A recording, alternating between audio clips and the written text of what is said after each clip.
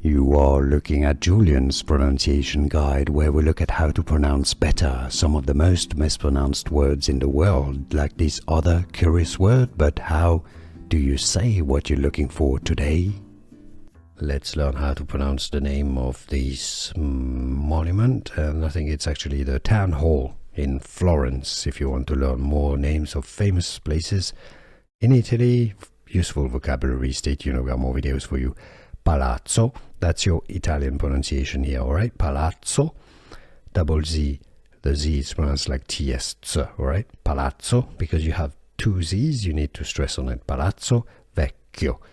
CH is pronounced like a K in Italian, and it's got double CH, so you need to stress on this as well. Vecchio, meaning the old palace, obviously.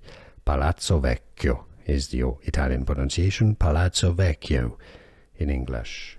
Here are more videos on how to pronounce more confusing words and names too many mispronounced. Like this video if you found it useful. I appreciate your support. I'll see you soon, and thanks for watching.